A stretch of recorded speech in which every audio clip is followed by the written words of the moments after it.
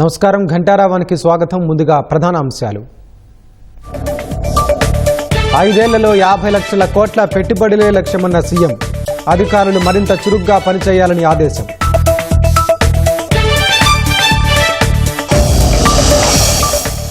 డొల్ల కంపెనీల నుంచి వైసీపీ మద్యం ముఠాకు ముడుపులు. రీరూటింగ్లో అనిల్ చోక్రా కీలక పాత్రధారి అని తేల్చిన సిట్. ఐబొమ్మ బప్పన్ టీవీలు నిలిపివేత. నిర్వాహకుడు ఇమ్మడి రవితోనే మూసివేయించిన పోలీసులు.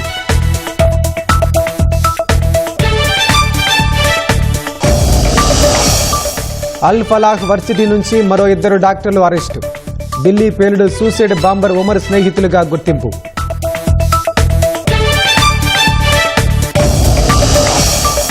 యూకేలోని మోన్మౌత్ పట్టణాన్ని ముంచెత్తిన వరదలు. భారీ వర్షాలకు మునిగిన ప్రాంతాలు, స్తంభించిన జనజీవనం.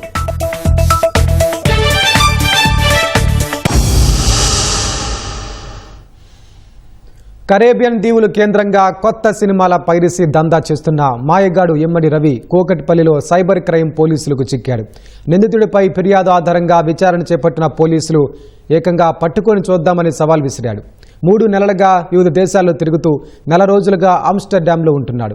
అతని కదలికలపై నిఘా ఉంచిన పోలీసులు సెల్ ఫోన్ల సిగ్నల్ ఆధారంగా గుర్తించి అరెస్టు చేశారు. విడుదలైన సినిమాలను వెంటనే ఆన్లైన్లో పెట్టే ఐబొమ్మ వెబ్సైట్ నిర్వాహకుడు ఇమ్మడి రవి ఎట్టకేలకు పోలీసులకు చిక్కాడు. దమ్ముంటే పట్టుకోండి అని సవాల్ విసిరిన రవిని హైదరాబాద్ పోలీసులు అరెస్టు చేశారు. సెప్టెంబర్ 30 వరకు కూకట్పల్లిలోని తన నివాసంలోనే ఉన్న రవి అక్టోబర్ 1న మాయమయ్యాడు. అతడి కదలికలపై గురిపెట్టిన పోలీసులు కీలక సమాచారం సేకరించారు. అక్టోబర్ 3న నెదర్లాండ్స్ లోని ఆమ్స్టర్డామ్ లో పాగా వేసినట్లు అంచనాకు వచ్చారు. పోలీసులకు పట్టుబడకుండా ఫ్రాన్స్, కరేబియన్ దీవులు, నెదర్లాండ్స్ తదితర ప్రాంతాల్లో ఉన్నట్లు ఐపీ అడ్రస్లతో ఏమార్చుతూ వచ్చాడు. తనను పోలీసులు పసిగట్టలేరనే ధీమాతో ఆమ్స్టర్డామ్ నుంచి కూకట్పల్లికి చేరాడు. అతడి కదలికలను సెల్ ఫోన్ సిగ్నల్ ద్వారా గమనిస్తూ వచ్చిన పోలీసులు ఎట్టకేలకు అరెస్టు చేశారు. అతడి నుంచి కీలక సమాచారం సేకరించిన పోలీసులు నాంపల్లిలోని న్యాయస్థానానికి తరలించారు. జడ్జి 14 రోజుల రిమాండ్ విధించగా పోలీసులు చంచల్గూడ జైలుకు తరలించారు. విశాఖపట్నం నివాసి ఇమ్మడి రవి ఉన్నత విద్యావంతుడు. సాంకేతిక అంశాలపై మంచి పట్టు సంపాదించాడు. ఎలాంటి సర్వర్ అయినా, ఎంత భద్రత ఉన్నా హ్యాక్ చేయడంలో సిద్ధహస్తుడు. పైరసీ వైపు మళ్లిన అతడి ఆలోచనలు కొత్త సినిమాలు భద్రపరిచే క్లౌడ్ ఫ్లేర్, ఓటీటీ వేదికల సర్వర్లను తేలికగా హ్యాక్ చేసి హెచ్డీ క్వాలిటీతో సినిమాలు, వెబ్ సిరీస్లను డౌన్లోడ్ చేసేవాడు. వాటిని కరేబియన్ దీవులు కేంద్రంగా ఉన్న సర్వర్లలో నిక్షిప్తం చేసి వెబ్సైట్ల ద్వారా ఉచితంగా వీక్షించే అవకాశం కల్పించాడు. తెలుగు సినిమాలు, వెబ్ సిరీస్లతో పాటు కన్నడ, తమిళం, మలయాళం, హిందీ తదితర భాషలకు సంబంధించి తెలుగు డబ్బింగ్ తో విడుదలైన వాటిని ఐబొమ్మ బప్పంలో ఉంచాడు. తానెవరో తెలియకుండా అన్ని జాగ్రత్తలు తీసుకున్నాడు. నా వద్ద కోట్ల మంది డేటా ఉంది, ఈ వెబ్సైట్ మీద ఫోకస్ చేయడం ఆపండి అంటూ గతంలో అతడు పోలీసులకు సవాల్ విసరగా చివరికి తప్పించుకోలేకపోయాడు. ఈ ఏడాది విడుదలైన పలు తెలుగు సినిమాలు పైరసీ బారిన పడటంతో Telugu film chamber of commerce విభాగంలోని anti video piracy cell August 30న నగర సైబర్ క్రైమ్ పోలీసులకు ఫిర్యాదు చేసింది. ఐబొమ్మ వంటి 65 మిర్రర్ వెబ్సైట్లు వేదికగా పలు సినిమాల పైరసీ జరుగుతున్నట్లు పేర్కొంది. ఈ వెబ్సైట్లను ప్రతి నెల 37 లక్షల మంది చూస్తున్నట్లు నిర్ధారించారు. కేసు నమోదు చేసిన పోలీసులు సర్వర్లను హ్యాక్ చేసి డౌన్లోడ్ చేసుకున్న సినిమాలను పైరసీ ముఠాలకు విక్రయిస్తున్న 5గురిని సెప్టెంబర్ 29న అరెస్టు చేసి రిమాండ్ కు తరలించారు. అప్పటి నుంచి ఐబొమ్మ సూత్రధారి కోసం ముమ్మర వేట కొనసాగించారు. పైరసీ సూత్రధారి చిక్కడంతో దర్యాప్తులో మరిన్ని విషయాలు వెలుగులోకి వచ్చే అవకాశాలు కనిపిస్తున్నాయి.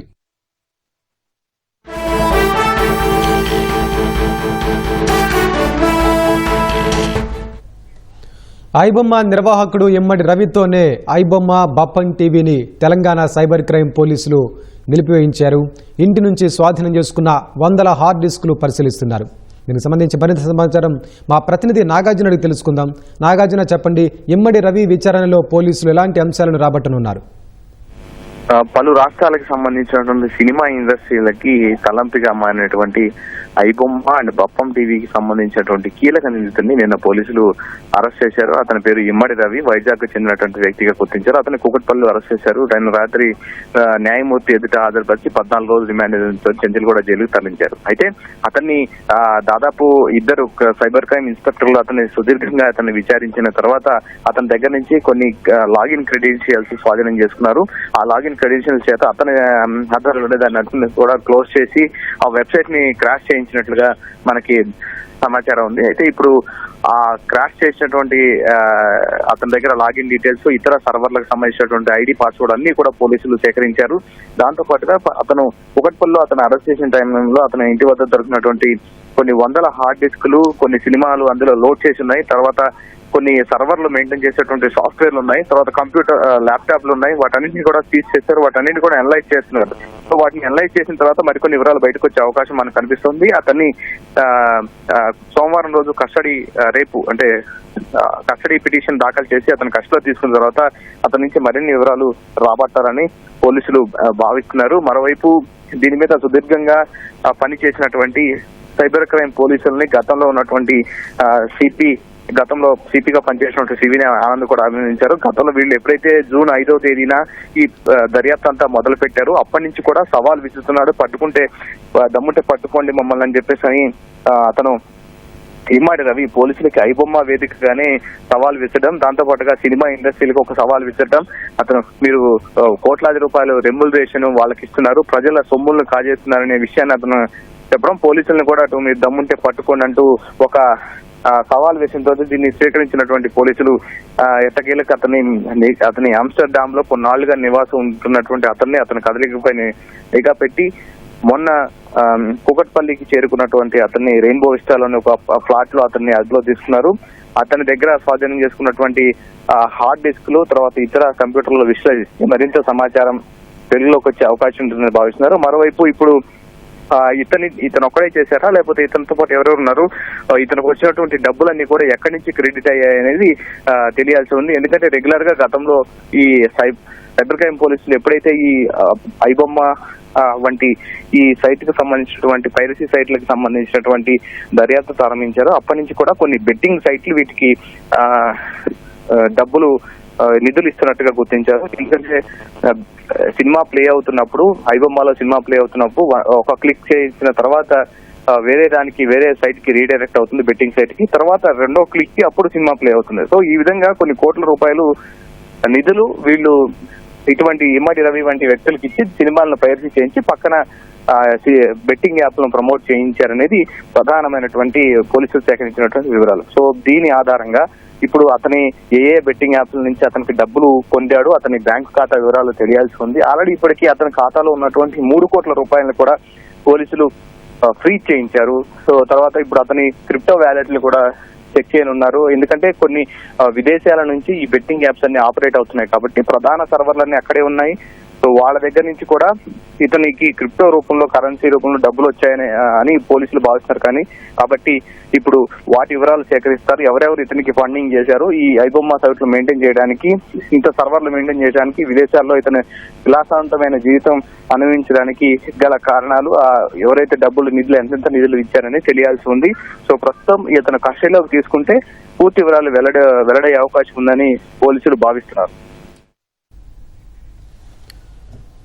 ధన్యవాదాలు నాగార్జున.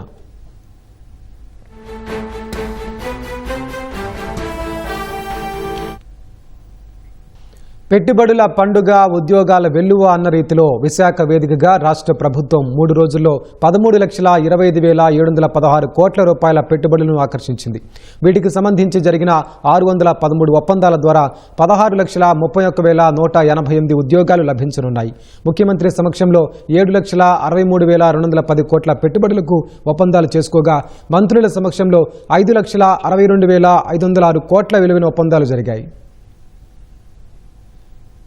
జాతీయ, అంతర్జాతీయ పారిశ్రామికవేత్తలు, వివిధ రంగాల ప్రతినిధులు విశాఖలో నిర్వహించిన సిఐఐ సదస్సుకు తరలివచ్చి రాష్ట్రంలో ఉన్న అవకాశాలను అర్థం చేసుకున్నారు. పరిశ్రమలకు రెడ్ కార్పెట్ పరుస్తున్న ప్రభుత్వ విధానాలపై నమ్మకముంచారు. లక్షల కోట్ల పెట్టుబడులకు ఒప్పందాలపై సంతకాలు చేశారు. 16 నెలల కిందటి వరకు ఏపీ అంటేనే వణికిపోయి రాష్ట్రాన్ని వదిలిపోయిన పారిశ్రామికవేత్తలు సైతం ఆంధ్రప్రదేశ్ కు మళ్లీ బారులు తీరారు. గూగుల్ డేటా సెంటర్ ఏర్పాటు తర్వాత తాము అదే రంగంలో పెట్టుబడులకు సిద్ధమంటూ ప్రముఖ సంస్థ సంస్థలు విశాఖ తలుపు తట్టాయి. రిలయన్స్, బ్రూక్ ఫీల్డ్ సంస్థలు 1000 మెగావాట్ల చొప్పున డేటా సెంటర్ల ఏర్పాటుకు వేర్వేరుగా ఒప్పందాలు కుదుర్చుకున్నాయి. పెద్ద పెద్ద సంస్థలే కాదు, వైసీపీ ప్రభుత్వ వేధింపులకు బలైన వారు, పారిశ్రామిక ప్రోత్సాహకాలకు నోచుకోక ఇబ్బందులు పడిన వారు కొత్త పెట్టుబడులకు ఉత్సాహంతో ముందుకొచ్చారు. పారిశ్రామికవేత్తల్లో విశ్వాసం నింపేందుకు చంద్రబాబు కీలక నిర్ణయాలు ప్రకటించారు. విశాఖ సబ్మిట్ మీరు చూస్తే సూపర్ హిట్ అయింది. ఇది ఒక చరిత్ర. గ్రీన్ ఎనర్జీ లేకపోతే గూగుల్ రాదు. అంటే లింక్ ఇవన్నీ ఎకో సిస్టమ్ లో ఉండే లింకులు ఇవన్నీ. ఇప్పుడు గూగుల్ వచ్చారు, ఒక 5-6 మంది ముందుకు వచ్చి మేము కూడా డేటా సెంటర్లు పెడతామనే పరిస్థితికి వచ్చారు. గడిచిన ప్రభుత్వం యొక్క విధానాల వల్ల డీఫంక్ట్ అయిపోయారు, డిఫాల్ట్ అయిపోయారు, దివాలా తీసే పరిస్థితికి వచ్చారు. ఇలాంటివి ఇంకెప్పటికీ జరగకూడదు, మళ్ళా ఒక విశ్వాసం కలిగించాలనే ఉద్దేశంతో ఎస్క్రో అకౌంట్ ప్రవేశపెడుతున్నాం. సావరిన్ పవర్స్ ఇస్తున్నాం. అంటే అవసరమైతే ప్రత్యేకమైన చట్టం తీసుకొచ్చి సావరిన్ పవర్స్ కూడా పెడతాం. అన్ని నియోజకవర్గాల్లో అధికార అభివృద్ధి వికేంద్రీకరణ. కూటమి ప్రభుత్వం ఏర్పడిన నాటి నుంచే పారిశ్రామికవేత్తల్లో భరోసా కల్పించే చర్యలు చేపట్టారు. 15 రోజులకొకసారి పెట్టుబడుల ప్రోత్సాహక బోర్డు సమావేశాలు నిర్వహించి పెద్ద ఎత్తున అనుమతులిచ్చారు. ఆ వెంటనే మంత్రివర్గ సమావేశాలు నిర్వహించి ఆమోదం తెలిపారు. తక్షణమే ఉత్తర్వులు వచ్చేలా చర్యలు తీసుకున్నారు. విశాఖ భాగస్వామ్య సదస్సు నాటికే 10 లక్షల కోట్ల రూపాయల పెట్టుబడులు రాష్ట్రానికొచ్చాయి. భాగస్వామ్య సదస్సులో భారీగా పెట్టుబడులు వస్తాయని ప్రభుత్వం ముందుగానే అంచనా వేసింది. 2 రోజుల్లో సుమారుగా 10 లక్షల కోట్ల పెట్టుబడులు వస్తాయని భావిస్తే తగ్గేదేలే అన్నట్లుగా విశాఖ నగరానికి పారిశ్రామికవేత్తలు పోటెత్తారు. భాగస్వామ్య సదస్సు నిర్వహించిన 2 రోజుల్లో భారీగా పెట్టుబడులొచ్చాయి. 3 రోజుల్లో రాష్ట్ర ప్రభుత్వంతో కుదుర్చుకున్న ఒప్పందాల విలువ 13 లక్షల కోట్లకు పైగా చేరింది. అంచనాలను 100% చేరుకోవడంతో పాటు అదనంగా మరో 30% మేర పెట్టుబడులు రాష్ట్రానికి వచ్చేలా మార్గం సుగమమైంది. ఇదే సమయంలో విశాఖ నుంచే వివిధ సంస్థలకు ప్రారంభోత్సవాలు, శంకుస్థాపనలు చేశారు. ఆంధ్రప్రదేశ్ కే తలమానికంగా నిలిచే డ్రోన్, స్పేస్ సిటీలకు కేంద్ర మంత్రి పీయూష్ గోయల్ తో కలిసి చంద్రబాబు వర్చువల్ గా భూమి పూజ చేశారు.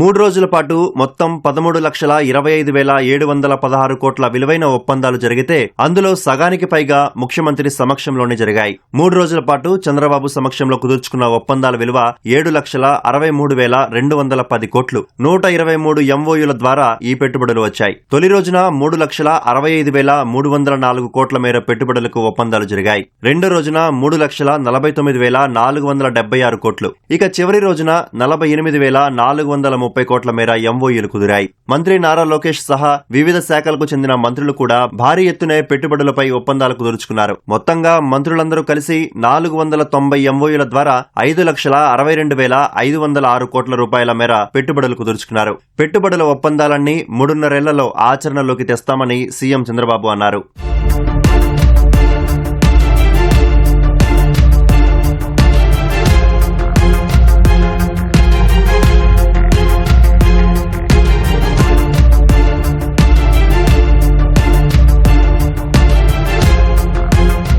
మూడు రోజుల పెట్టుబడులపై జరిగిన వరుస సమావేశాలు, భేటీల్లో ముఖ్యమంత్రి, మంత్రులంతా కలిసి చేసుకున్న ఒప్పందాల ద్వారా 12 రంగాలకు పెట్టుబడులు వచ్చాయి. పెట్టుబడుల్లో టాప్ 3లో ఇంధన రంగం, పరిశ్రమలు, మౌలిక వస్తువుల రంగాలు నిలిచాయి. మొత్తంగా 13.25 లక్షల కోట్ల మేర పెట్టుబడుల్లో అధిక భాగం ఇంధన రంగానికి వచ్చాయి. ఈ రంగంలో 5,33,351 కోట్ల పెట్టుబడులు వచ్చాయి. ఆ తర్వాత పరిశ్రమల రంగానికి 2,80,384 కోట్లు, మౌలిక వస్తువుల రంగానికి 2,01,758 కోట్లు వచ్చాయి. ఇక ఉద్యోగాల కల్పనకు సంబంధించి టాప్ 3లో పరిశ్రమలు, మౌలిక వసతులు, ఐటీఈ అండ్ సి రంగాలున్నాయి. వచ్చే ఏడాది మళ్లీ నవంబర్ 14, 15 తేదీల్లో విశాఖపట్నంలోనే సదస్సు నిర్వహిస్తామని, దీనికోసం ప్రత్యేకంగా విశాఖ తీరాన ఆంధ్ర మండపం ఏర్పాటు చేస్తామని సీఎం వెల్లడించారు.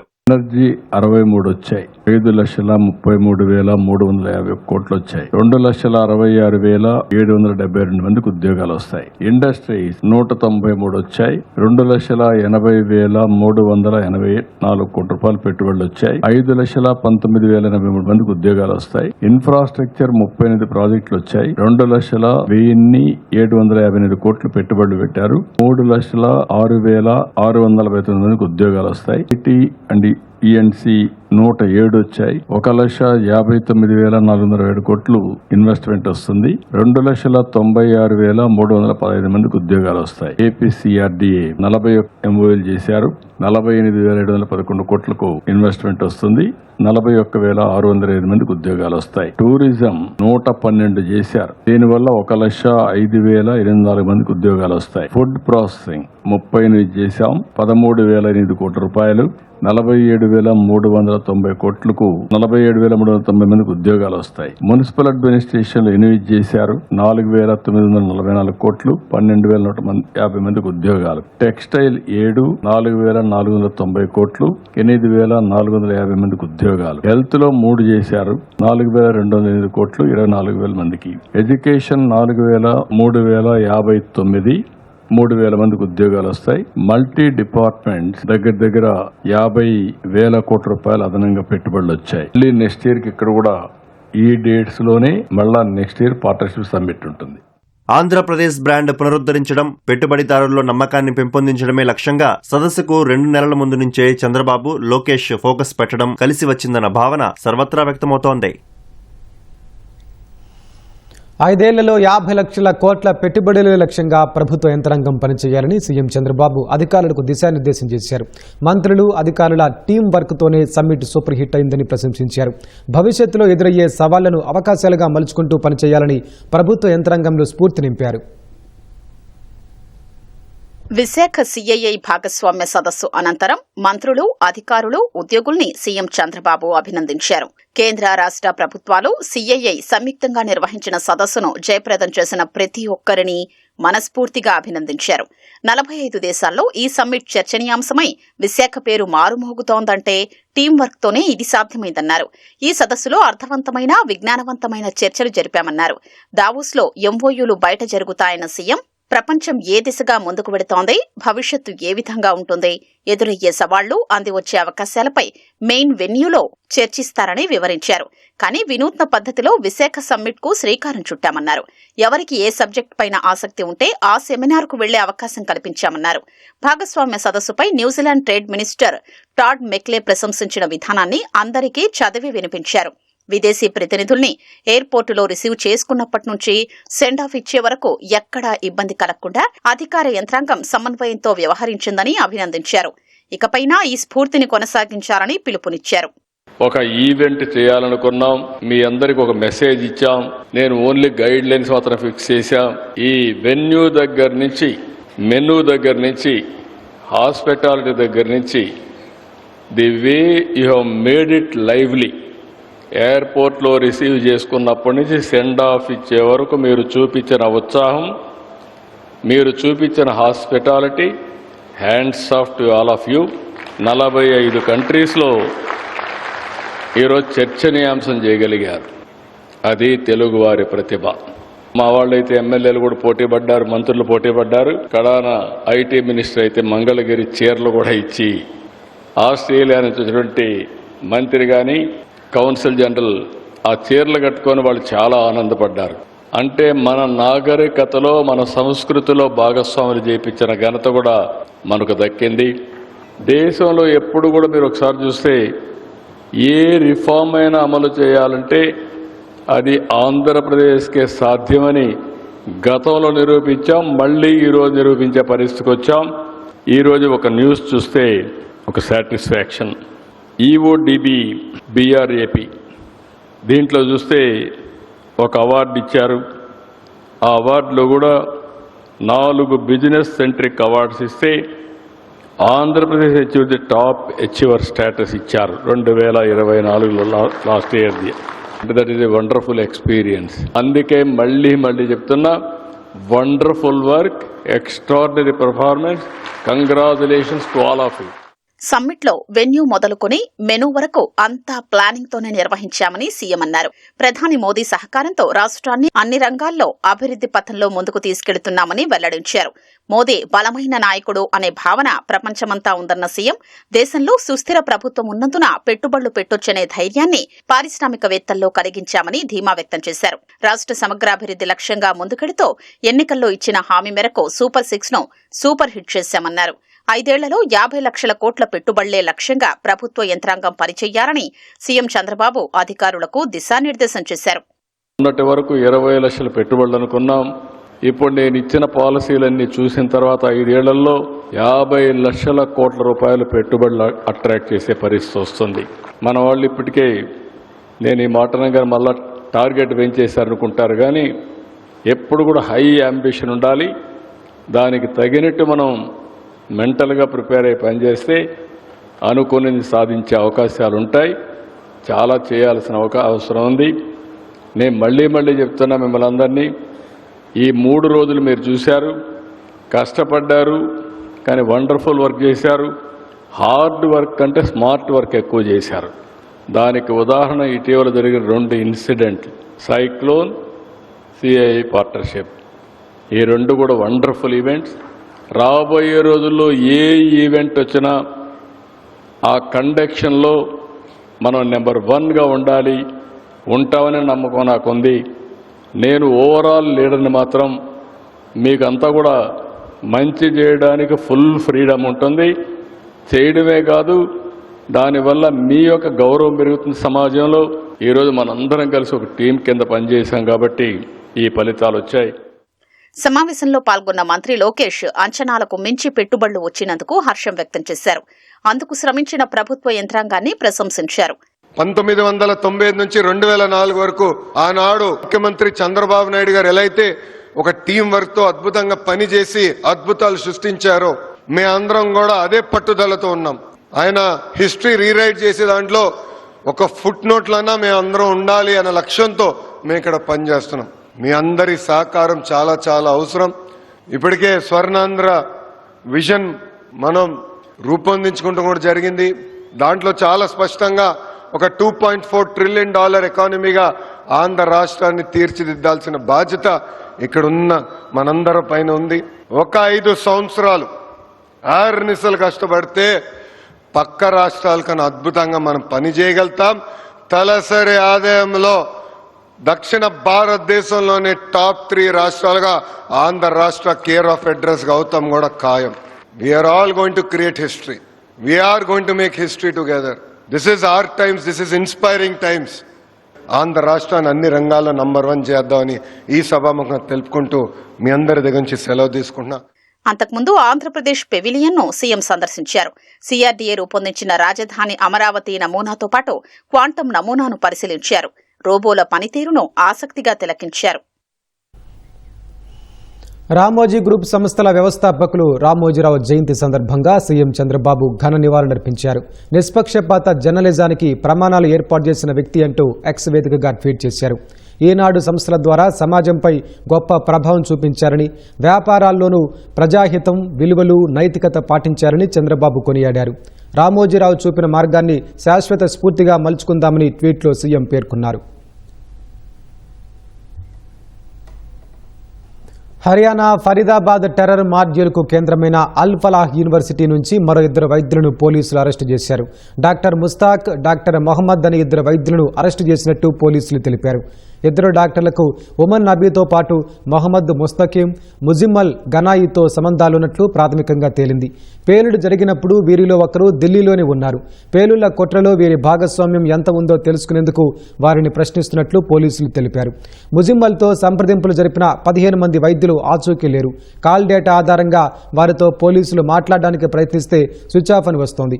మరోవైపు లైసెన్స్ లేకుండా ఎన్పీకే ఎరువులు అమ్మినందుకు నూహ్లో దినేష్ అలియాస్ డబ్బు అనే వ్యక్తిని అరెస్టు చేశారు. ఈ ఎరువులనే 3 లక్షలు పెట్టి ఉగ్రవాదులు కొని పేలుడు పదార్థాల తయారీకి వాడినట్టు పోలీసు వర్గాలు తెలిపాయి. దినేష్కు ఉగ్రకుట్రపై సమాచారం ఉందా లేదా అనేది తేలాల్సి ఉంది. పేలుడుకు ముందు రామ్లీలా మైదాన్కు సమీపంలో ఉమర్ వెళ్లిన మసీదును దర్యాప్తు అధికారులు సందర్శించారు. ఆ రోజు వచ్చిన వారి వివరాలు సమర్పించాలని నిర్వహణ కమిటీని కోరారు. ఉమర్ వాడిన కారులో ఇంకెవరైనా ఉన్నారా, మధ్యలో ఎవరైనా వెళ్లారా అనే కోణంలో అధికారులు ఆరా తీస్తున్నారు. అటు యూజీసీ, న్యాక్ నిబంధనల ఉల్లంఘన, మోసం, ఫోర్జరీ పాల్పడిందని ఆరోపణలపై అల్ ఫలాహ్ యూనివర్సిటీపై 2 ఎఫ్ఐఆర్లు నమోదయ్యాయి. యూజీసీ, న్యాక్ నివేదికల ఆధారంగా కేసును నమోదు చేసినట్లు పోలీసులు వెల్లడించారు.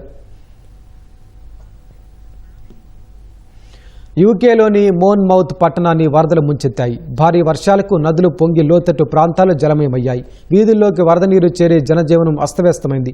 వరద ప్రభావిత ప్రాంతాల నుంచి ప్రజలను సురక్షిత ప్రాంతాలకు తరలించారు. గత 40 ఏళ్లలో ఎన్నడూ లేనంతగా వరదలు సంభవించాయని అధికారులు వెల్లడించారు. వరద తగ్గిన ప్రాంతాల్లో ఇళ్లలో బురద మేటవేయగా స్థానికులు శుభ్రం చేసుకునేందుకు శ్రమిస్తున్నారు. వేల్స్లో ఒక్క రాత్రిలోనే రికార్డు స్థాయిలో 12 సెంటీమీటర్ల మేర వర్షపాతం నమోదైంది. బలమైన గాలులకు పలుచోట్ల చెట్లు నేలకొరిగాయి. దీంతో కొన్ని రైళ్లు, రోడ్డు మార్గాల్లో రాకపోకలకు అంతరాయం ఏర్పడింది.